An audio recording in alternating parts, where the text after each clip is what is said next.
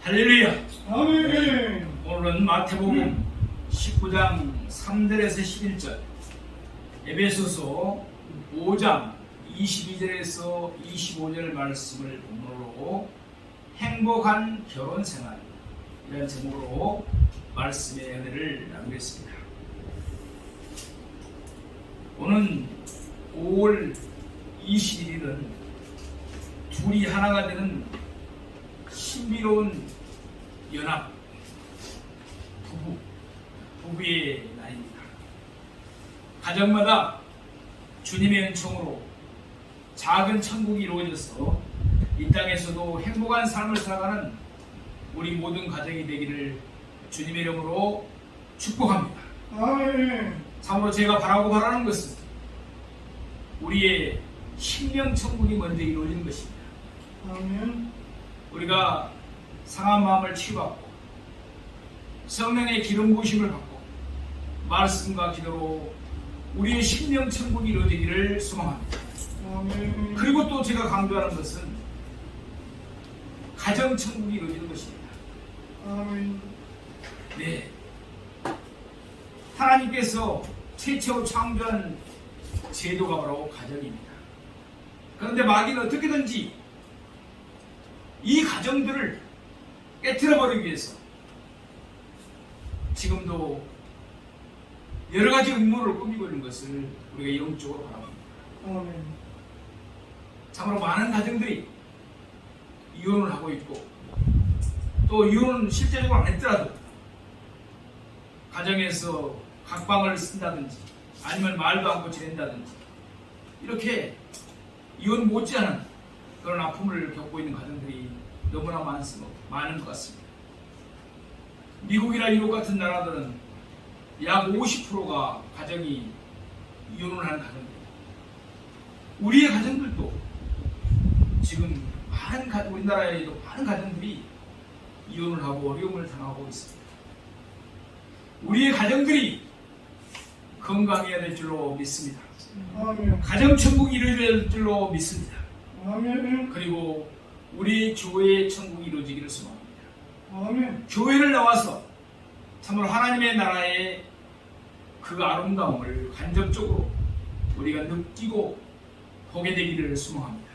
아멘. 그러므로 우리 몸된 서울원천교회가 성령으로 충만하고 우리 성도님들이 말씀과 기도와 전도를 생활하여서 우리 교회의 천국이 이루어지도록 또 함께 기도하십시다. 아멘.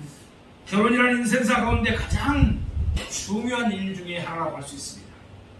아무리 명예를 얻고 많은 재산을 소유했다 해도 결혼을 잘못하면 가정생활이 원만치 못할 뿐만 아니라 불행할 수밖에 없습니다. 결혼을 잘못하면 그 일생을 망칠 수도 있고, 결혼을 잘하면 평생 그의 삶이 행복할 수가 있습니다. 그래서 잠언서 21장 9절에 보면 다투는 여인과 함께 큰 집에 사는 것보다 옥막에 손자 사는 것이 나으니라 라고 말씀합니다. 결혼 제도는 하나님께서 한 남자와 한 여자를 지으시고 동거하게 하시고 만들어진 제도입니다. 이 결혼 제도는 하나님이 직접 만드신 제도이며 우주 창조 후 최초로 만드신 제도입니다. 또한 예수님께서 가나안 잔치집에 참석하셔서 첫 번째 이적을 행하시고 혼인의 중요성을 나타내셨습니다. 오늘 본문 마태복음 19장 4절에서 6절 말씀을 다시 한번 보시겠습니다.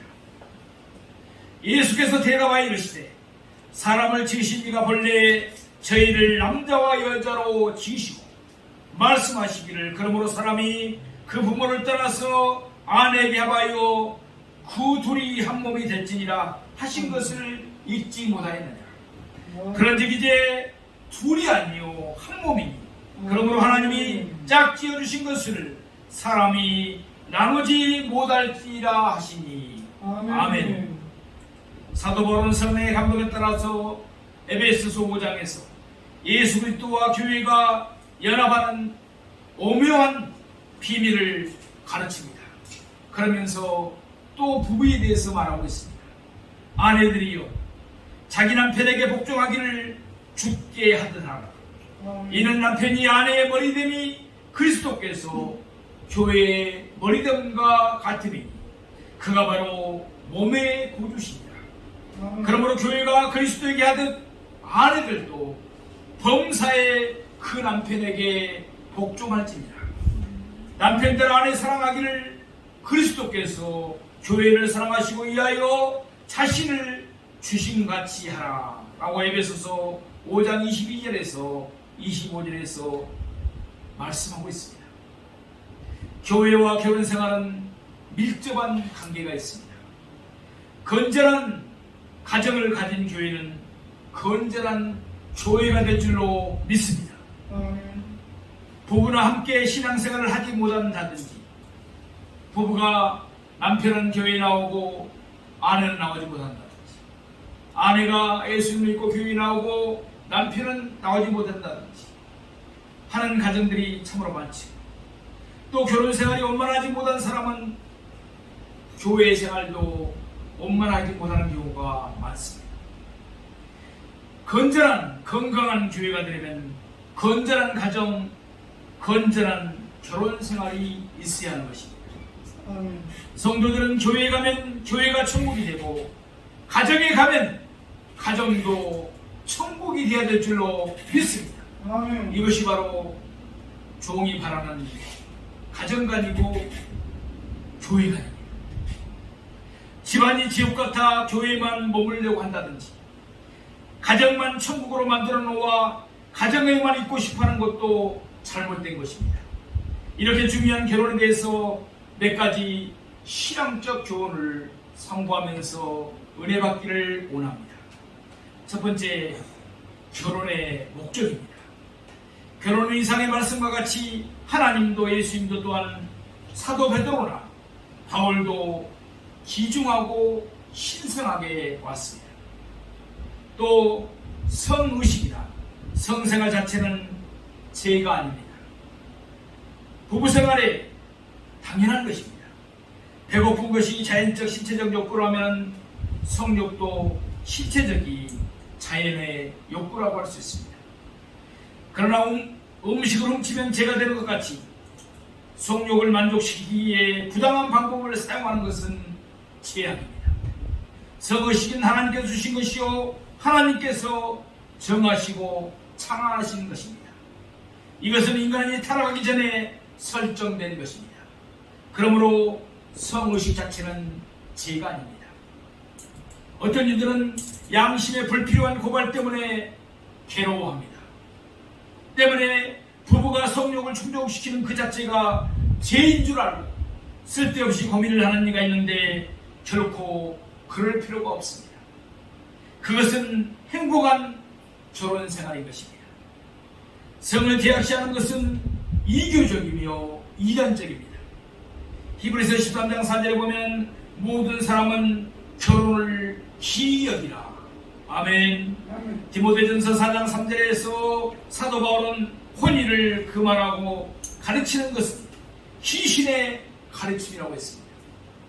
고린도전서 7장 5절에는 서로 분방하지 말라.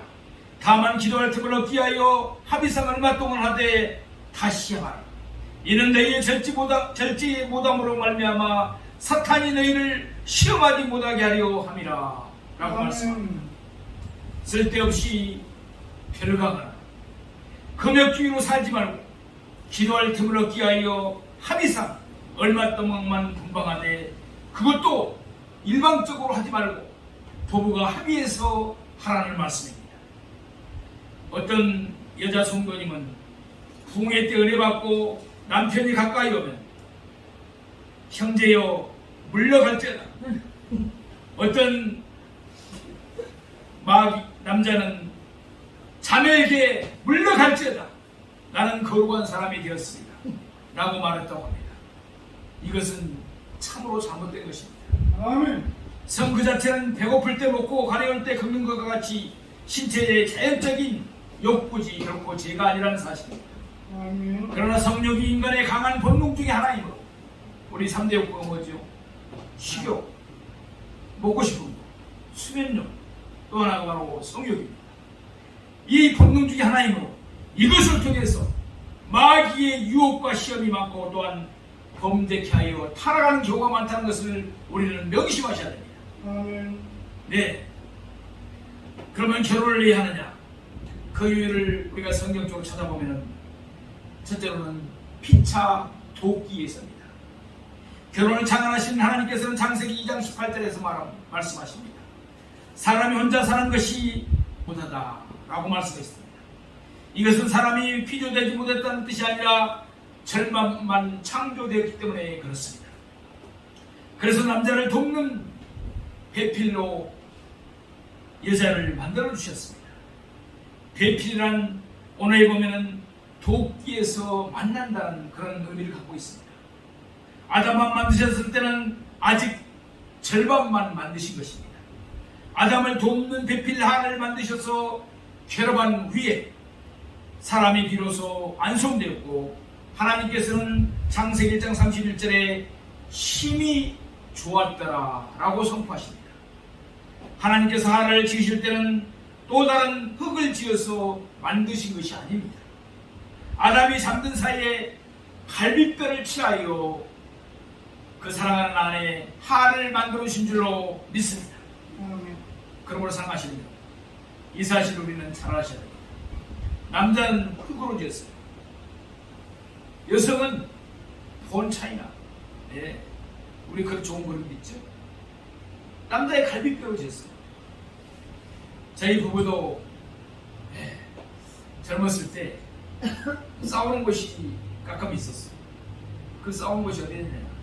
같이 사우나에 목욕을 갔을 때, 그러면 당신 오늘 그래도 1시간 좀 늦었고 1시간만 2시간만 하고 나와요. 그렇게 미리 약속을 하고 가죠.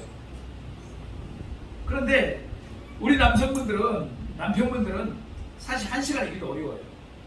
그 뜨거운 물에서 이렇게 왔다 갔다 하고 찬물 왔다 갔다 하다가 1시간 넘기기가 어렵습니다. 왜 그럴까요? 흙으로 만들었으니까 흙이 뜨거운 물에 들어가면 다 그냥 퍼져버리지 않습니까? 그러니까 안 되는 거예요. 근데 아내들은, 여성들은 뼈로 만들었어요. 본 차이라니까요. 뼈로 만들었으니까 따뜻한 물에 조금 있어가지고는 몸이 풀어지지 않습니다. 아주 잘 담가 있어야만이 몸이 좀 풀어지면서 좀 피로가 풀릴 것 같아요. 그런데 그것도 뭐 봄가을에는 좋지만 겨울철 같은 때 이제 옷 다 입고 미리서 밖에 이제 좀 나와 있잖아요. 그럼 좀 준비하고 그러는데 내가 좀 화가 나죠.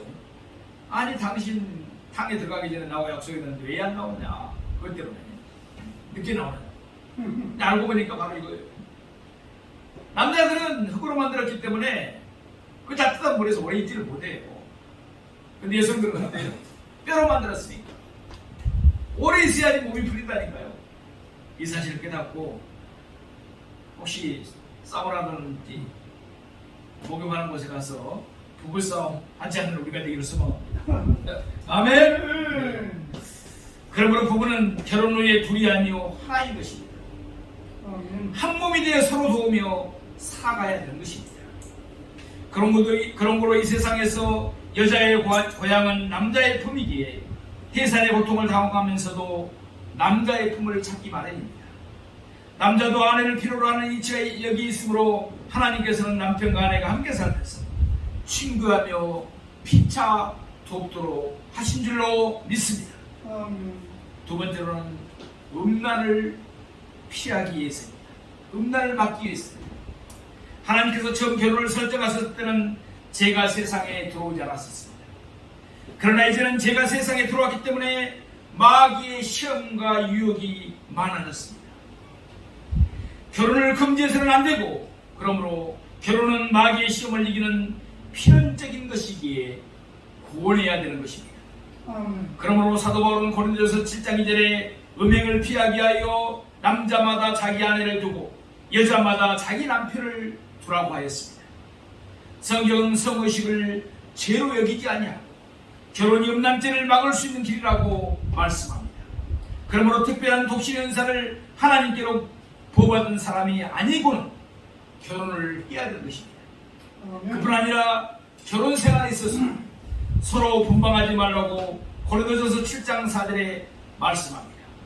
아내는 자기 몸을 주장하지 못하고 오직 그 남편이 아니라 남편도 이와 같이 자기 몸을 주장하지 못하고 오직 그 아내가 하나니. 아멘. 참 요즘 기러기 아빠라는 이야기 들어보셨죠? 자녀들을 외국에 유학 보내기 위해서 아내가 자녀들 함께 나가고 남편은 또 돈을 벌어야 되니까 우리나라에 있으면서 돈을 법니다. 물론 자녀들이 외국에 나가서 공부를 열심히 하고 또 훌륭한 사람으로 이렇게 키워주도록 기초를 닦는 것은 좋겠죠. 그런데 그런 기러기 아빠로 된 가정들이 갈라지는 경우가 많다는 거예요. 자녀들을 위해서 그렇게 열심히 헌신하고 봉사했는데 부부가 이혼하는 경우가 많다는 거예요. 왜요? 서로 분방해서 떨어지는 시간이 많다 보니까 마귀의 유혹이나 시험이 또 많기 때문에 그렇습니다. 사랑하시는 여러분, 그러니까 그것도 바로 성경적이 아니라는 것이에요.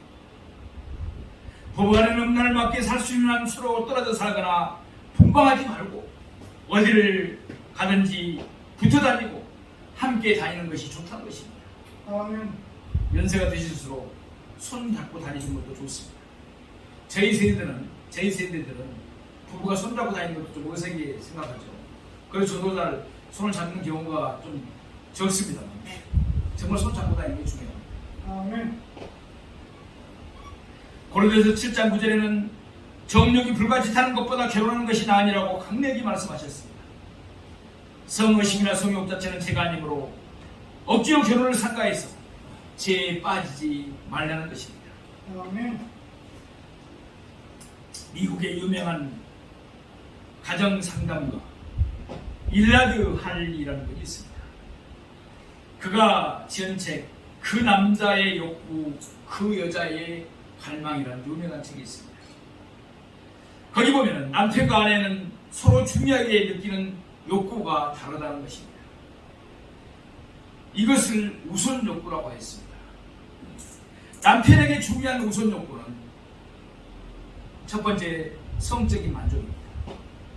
두 번째 여가 생활의 동반자입니다. 세 번째 매력적인 외모입니다. 네 번째 가정에서의 안식입니다. 다섯 번째 칭찬하기입니다. 반대로 아내에게 중요한 우선 욕구는 무엇일까요? 첫째로 애정 표현입니다. 두 번째로는 대화입니다. 세 번째로는 솔직함과 개방성입니다. 네 번째로는 경제적인 부양입니다. 다섯 번째는 가족에 대한 헌신입니다.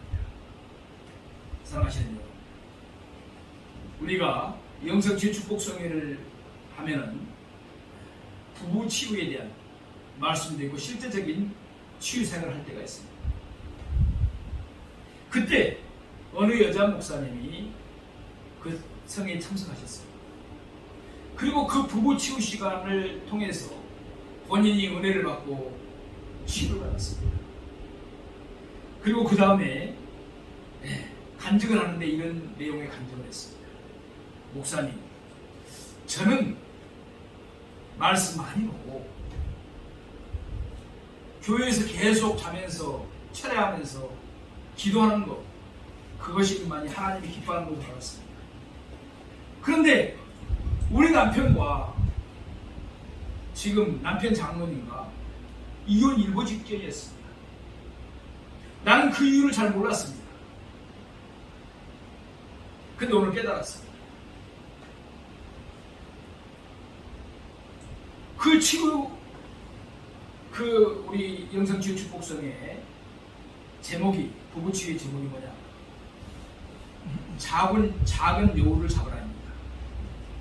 우리 야가서에 나오죠. 포도에 들어온 작은 여우를 잡으라는 거예요. 작은 여우가 바로 뭐냐? 사단 마귀 귀신의 세력입니다. 영성치유 축복성을 통해서 본인이 정말 많이 회개하고 깨달았다. 그래서 그 말씀을 그때 메모했던 우리는 프로젝트로 하기 때문에 메모를 다 했다. 그래가지고 자녀들에게도 자기가 가서 이렇게 저처럼 말씀을 전하고 교육을 시켰다는 것입니다. 남편들이 가장 중요한 우선 요건은 뭐겠어요? 성적인 만족이라고 되어 있잖아요. 이런 거 설교 성경은 말 못합니다. 우리 한국교회는 배꼽 밑에 이야기하면은 저 목사님 영적인 자고 신령한 목사님이 아니고 육적인 목사님이라 한번 생각할 수가 있기 때문에 그렇습니다. 그래서 저도 설교 중에 별로 이런 설교를 하지 않습니다. 오늘 부부의 주관이기 때문에 오늘 지금 이렇게 기도하고 준비해서 말씀을 드리는 것입니다. 조심스럽게. 그러나 우리 치유사역 때에는 영성 질축곡성에는 정말 더 깊은 곳까지 말씀을 전합니다. 우리 실제적인 치유가 일어납니다. 그리고 장로님한테 무릎을 꿇고 빌었다는 것입니다. 자기는 365일 교회를 떠나지 않고 거기서 체라 기도하면서 있어야만 된 것으로 생각했다는 거예요. 사랑하시는 여러분, 우리가 말씀과 기도로 가까이 하는 것, 기도 생활하는 것 중요합니다. 아멘. 아멘. 그것은 바로 우리가 신령한 영성이라는 것입니다. 신령한 영성을 늘 갖기 위해서. 아멘이십니까? 아멘. 그러나 또 중요한 것이 있습니다. 생활 영성을 우리는 중요시해야 됩니다. 아멘. 신령한 영성 생활을 중요하게 느끼는 것처럼 생활 영성도 중요하게 느껴야 된다는 거예요. 남편 장로님은 그러면 집에서 독방 생활을 하면서 얼마나 힘들고 외로웠겠어요.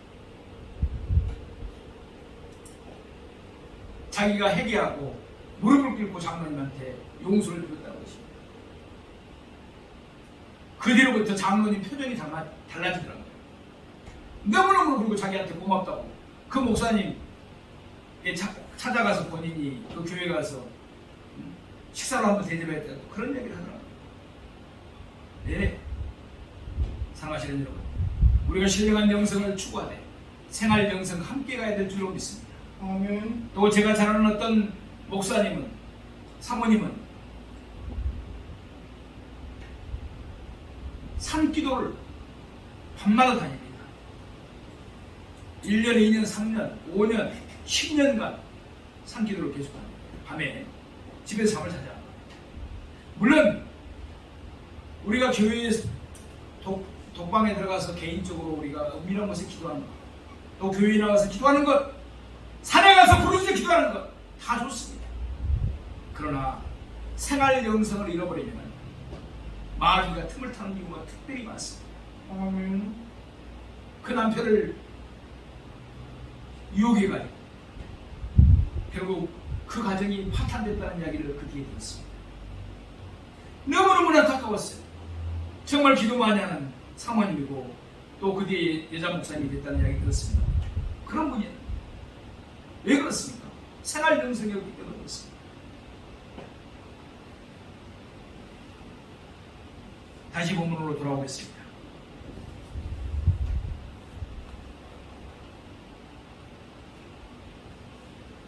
또 함께 세 번째는 은혜를 받기 위해서입니다. 사도 베드로는 남편과 아내에게 대해서 베드로전서 3장 7절에 말합니다. 베드로 사도는 특히 결혼 생활을 해본 사람이잖아요. 그래서 성령의 감동에 따라서 베드로전서 3장 7절에 말합니다. 생명의 은혜를 함께 이어받을 자, 그게 바로 아내라는 것입니다. 하나님께서는 남편과 아내가 함께 하나님을 섬기고 함께 은혜를 받는 것을 기뻐하십니다.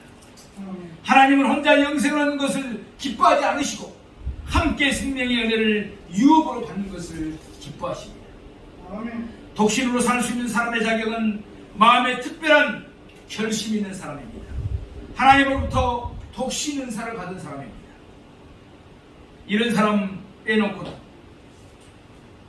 하나님은 결혼해서 사는 것을 원하시는 것입니다. 두 번째, 그러면 결혼 상대자를 어떤 사람을 취해야 될까요? 우리의 자녀들 중에 아직 결혼하지 않은 자녀들이 있다면 어떤 자녀들을 취해서 결혼해야 될까요? 인간이 해야 될 선택 중에 결혼 상대자를 선택하는 일 참으로 중요하지 않을 수가 없습니다. 그러므로 선택할 때는 깊이 기도하는 중에 해야 되고 믿음만 중요시한다고 너무 매력을 느끼지 못하는 사람을 억지로 정해서는 안 됩니다. 센티멘트한 동정심 때문에 동정 결혼을 해서도 안 됩니다. 너무 불쌍하게 해서 결혼해서도 안 된다는 거예요. 그러나 한 가지 중요한 결혼 상대자의 조건은 예수님을 믿는 자 중에서 택해야 될 줄로 믿습니다. 아멘. 결혼 상대자가 아직 믿지 않고 결혼을 꼭 해야 되겠으면 예수를 믿기 위해서 최소한 학습이나 세례라도 받은 뒤에 결혼하는 것이 합당한 것입니다. 아멘. 안타깝게도 그런데 우리 교회의 비율을 보면 대부분의 교회들이, 우리 교회는 좀 그래도 그렇지는 않습니다만, 남성과 여성의 비율이 2대8, 3대7 이런 경우가 많습니다. 그러니까 청년들도 마찬가지예요. 남자 형제들은 많은데 적은데 여성 자매들은 적다는 거죠. 그러니까 믿는 짝을 찾기가 쉽지가 않아요. 그래도 어떻게든지 안 믿는 형제를 만나면은 예수를 믿도록 기도하고 또 전도해서 최소한 학습이나 세례 정도는 받고 결혼할 수 있도록 하나님의 일입니다. 구약의 교훈은 하나님의 백성 가운데서 배우자를 택하게 했습니다. 신명기 7장 3절에서 4절 말씀에 보면 또 그들과 혼인하지 말지니 내 딸을 그 아들에게 주지 말 것이요 그 딸로 내 며느리를 삼지 말 것은 그가 내 아들을 유혹하여 그로 여호와를 떠나고 다른 신들을 섬기게 하므로 여호와께서 너희에게 진노하사 갑자기 너희를 멸하실 것입니다 라고 말씀합니다. 우리가 잘 아는 솔로몬은 하나님의 말씀에 불순종하여 인간적인 방법으로 이방 여인들과 결혼하였습니다. 그 결과 그는 어떻습니까? 결혼 생활에 실패하여 비참한 종말을 가져왔습니다. 말라기 2장 11절에도 유다는 거짓을 행하였고 이스라엘과 예루살렘 중에서는 가증한 일을 행하였으며 유다는 여호와의 사랑하시는 그 성결을 욕되게 하여 이방신의 딸과 결혼하였으니 라고 말합니다. 이방인과 결혼하면 그 자녀들이 세상으로 떨어지는 것을 눈으로 보고야 말 것입니다. 신약의 교훈은 두 번째, 믿는 자 가운데서 택하라는 것입니다. 고린도서 7장 39절에 보면은 아내가 그 남편이 살 동안에 매여 있다가 남편이 죽으면 자유하여 자기 뜻대로 시집할 것이다. 주 안에서만 할 것입니다. 고린도전서 6장 14절에 보면은 너희는 믿지 않는 자와 명예를 같이 하지 말라 라고 말씀합니다. 하나님께서는 신자와 불신자가 함께 동일한 멍에를 매는 것을 기뻐하지 않으십니다. 신명기 22장 10절에 보면 너는 소와 나귀를 결의하여 갈지 말라고 하셨습니다. 이것은 소는 행동이 느리고 나귀는 행동이 빨라 균형을 못 이루어 잘못 가는 것 같이 하나님을 향해 천국을 향하고 가는 부부가 하나는 세상을 향하므로 원하는 목적지에 도달하기가 어렵기 때문에 그렇게 말씀하시는 것입니다.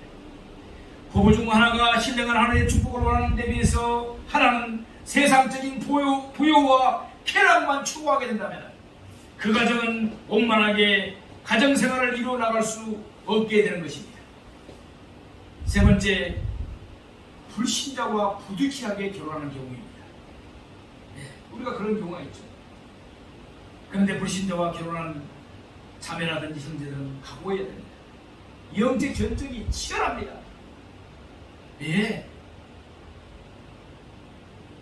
영이 틀리기 때문에 둘이 다 교회에 나와서 예수를 믿고 성령으로 충만하기 전까지는 아무리 물질이 많고 명예가 많고 권세가 많더라도 영적으로 틀리기 때문에 부딪히게 돼 있는 것입니다.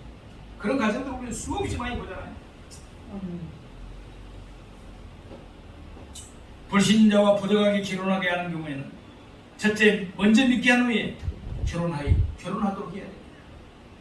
결혼한 후에 자녀들이 생겨나면 교회에 나가도록 종용하며 기독교 교육을 받도록 다짐시켜야 됩니다. 또 결혼하였다가 불신자 측에서 갈라지기를 원한다면 갈라지게 해야 됩니다. 안타깝지만. 하지만 예수를 믿지 아니하는 상대방이 이혼의 주도권을 갖도록 해야 됩니다. 예수를 믿는 우리가 이혼의 주도권을 갖는 것이 아니에요. 갈라지고자 하면 예수를 믿지 않은 상대방이 주도권을 갖게 됩니다. 이혼을 원치 아니하고 살기를 원하면 그 믿는 남편이나 아내 때문에 믿지 아니했던 영혼이 예수를 믿어 구원받게 될 것이고 라고 성경은 말씀하고 있습니다. 예수를 믿는 신자들은 약속을 귀하게 여기지만 불신자와의 약혼은 파혼할 수도 있습니다.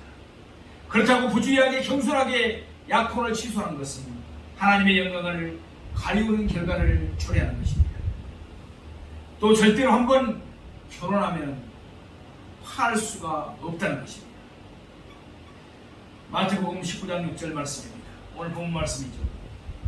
그런즉 이제 둘이 아니요 한 몸이니 그러므로 하나님이 짝지어 주신 것을 사람이 나누지 못할지니라. 아멘. 자, 그러나 딱 한 가지 이혼할 수 있는 조건이 있습니다. 간음죄를 상대방이 범했을 때는 이혼할 수가 있습니다. 이 간음죄는 한 몸을 부부가 한 몸이 됐던 것을 깨트리는 행위이기 때문에 그렇습니다. 죽는 일 외에는 어떠한 다른 이유로는 이혼할 수가 없습니다. 남편이나 아내가 간음죄를 지었을지라도 본인이 회개하고 용서를 구하면 할 수만 있다면 용서하고 이혼하지 않고 사는 것이 하나님이 원하시는 일입니다. 이제 마지막 세 번째, 그러면 행복한 부부가 되려면 어떻게 해야 될까요? 골로새 3장 18절에 19절 말씀입니다. 아내들아 남편에게 복종하라. 이는 주 안에서 마땅하니라. 남편들아 아내를 사랑하며 괴롭게 하지 말라. 베드로전서 3장 1절에 7절 말씀입니다. 아내는 자들아 이와 같이 자기 남편에게 순종하라. 이는 혹 말씀을 순종하지 않는 자라도 말로 말미암지 않고 그 아내의 행실로 말미암아 구원을 얻게 하려 함이니 너희의 두려워하며 정결한 행위를 봄이라. 너희 단장은 머리를 꾸미고 금을 차고 아름다운 옷을 입는 예모로 하지 말고 오직 마음에 숙은 사람을 온유하고 안정한 신령에 썩지 아니할 것으로 하라. 이는 하나님 앞에 값진 것이니라. 전에 하나님께 소망을 두었던 거룩한 부녀들도 이와 같이 자기 남편에게 순종함으로 자기를 단장하였나니 사라가 아브라함을 주라 칭하여 복종한 것 같이 너희는 선을 행하고 아무 두려운 일에도 놀라지 않냐면 그의 딸이 된 것입니다. 아멘. 에베소서 5장 22절에서 23절 말씀합니다. 오늘 우리가 봤던 말씀입니다. 우리 같이 한번 보시겠습니다. 아내들이요 자기 남편에게 복종하기를 죽게 하더라. 이는 남편이 내 아내의 머리됨이 그리스도께서 교회의 머리됨과 같으니 바로 그가 바로 몸의 구주시니라. 아멘. 남편은 아내를 사랑하고 아내는 남편에게 복종해야 됩니다. 남편은 아내를 종으로 일꾼으로 취급해서도 안 되고 인격자로 사랑해야 됩니다. 전에 우리 유교 집안에서 보면은 대부분 남자들은 아내라든지 여인들을 종처럼 취급하는 경우가 많이 있습니다. 그러나 우리 기독교는 그렇지 않습니다. 아내도 예수 믿지 말라든지 죄 지으라는 말에 모든 말에 남편의 말에 복종을 하는 것입니다. 여자가 남자의 머리에 앉아 치고 힘들어서는 안 됩니다. 어떤 집에 가면은 그런 가정이 있죠. 아내가 모든 것을 주도권을 갖고 치고 흔들지.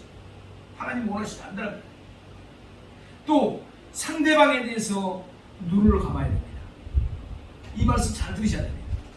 상대방의 약점을 찾아 둘치려고 하지 말고 이 약점에 대해서 눈을 감고 덮어줘야 한다는 것입니다. 진정한 사랑은 허다한 허물을 덮어주고 기도해주는 데 있는 줄 믿습니다. 아멘. 그러나 마귀는 그렇지 않습니다. 어떤 잘못된 것을 보면 그 허물을 들춰냅니다. 그리고 소문을 내고 그것으로 말미암아 가정이 파탄나도록 만들 것입니다. 그 마귀의 계기에 속지 않은 우리가 되기를 소망합니다. 아멘. 사랑은 뭐라고 그랬습니까? 허다한 허물도 덮는다고 그랬습니다. 덮고 기도해 주는 것입니다. 또 서로 양보해야 됩니다. 내가 좋아하는 것만 고집 부리지 말아야 됩니다. 아멘. 상대방이 원하는 것이라면 내가 좋아하는 것이라 할지라도 양보해야 될 줄 알아야 됩니다. 고집 부리다가 부부간에 싸움을 할 때 몇 가지 형이 있습니다. 냉전형은 어떻습니까? 서로 말하지 않는 것입니다. 그것도 아무리 정말 힘든 일이죠. 설전형은 말로 공갈, 협박, 욕을 합니다. 또 가출형이 있는데 싸우기만 하면 친정집이나 친구집이나 극장으로 가는데 이것이 습관화되면 그러면 조그만 싸움에도 보따리를 싸게 됩니다. 또 전투형이 있는데 이것은 치고받고 서로 싸우는 것입니다. 육탕들을 벌이는 거죠, 부부가. 다섯째는 피난형이 있습니다. 한쪽에서 화가 나면 한쪽이 양보하고 저쪽이 화가 나면 이쪽이 피하고 양보합니다. 이것이 이의 것 중에 가장 그래도 보기 좋은 방법입니다. 마지막으로 선물형이 있는데 싸움 후에 마음을 달래기 위해서 선물을 해주는 경우입니다. 그리고 네 번째, 자기 자신을 부인해야 됩니다. 다섯 번째, 상대방을 칭찬할 줄 알아야 됩니다. 칭찬하면 고래도 춤춘다는 책이 있잖아요. 칭찬 싫어할 사람 없어요. 칭찬 잘하시기 바랍니다. 그래서 어떤 목사님은 칭찬 운동 공부를 만들어서 하고 있는 분이 있어요. 칭찬 대통령을 만들어요. 대통령을 만들죠. 상대방의 가치를 인정하고 칭찬해야 됩니다.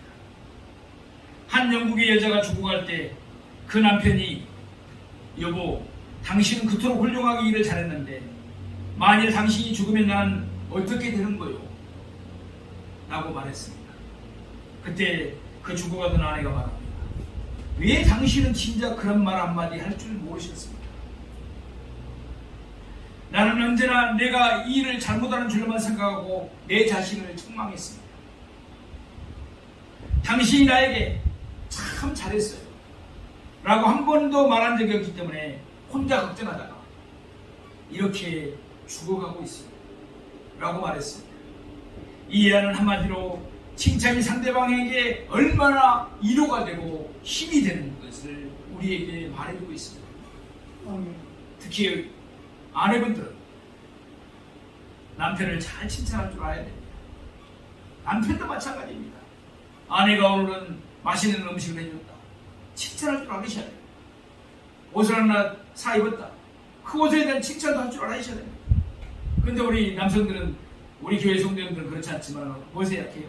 칭찬에 약하죠. 잘못하면은 아이고 이 음식이 이렇게 맛이 없어. 아니 당신 머리를 했는데 그게 뭐야 그거? 이렇게 칭찬을 주기는 쉬워도 칭찬하기는 어려워요. 우리 그러니까 그 칭찬하는 것이 문화가 익숙하지 않기 때문에 그렇습니다. 서로 칭찬하시기 바랍니다. 아멘. 마지막으로 여섯 번째, 애절을 지키셔야 됩니다. 부부라고 해서 애절이 없이 보내서는 안 된다는 겁니다. 말이든지 의복이라든지 행동에 있어 가깝고 같이 산다고 해서 함부로 한다면 이것이 행복한 부부생활에 방해가 되는 것입니다. 말을 함부로 한다든지 의복을 그냥 부부라고 해서 그냥 퇴근하고 있는데도 아내들이 그냥 그렇게 부시시한 얼굴로 옷차림으로 맞추지 않는다는 것입니다. 그러지 말라는 것입니다. 행복한 부부생활을 하려면 말이나 행동이나 의복이 있어 타인 못지않게 애절을 지키라는 것입니다. 사랑하시는 성도, 기독교인들은 결혼의 목적이 분명하며 결혼 상대자도 하나님이 원하고 성경이 말하는 사람을 선택해야 됩니다. 행복한 부부생활을 위해 모든 일에 절제하며 조심하고 선을 위해서 기도하십시다. 그래야 주님이 주신 분복을 누리며 심령천국, 가정천국을 이루며 살아가는 우리 모든 성도님들의 가정이 되기를 주님의 이름으로 축복합니다.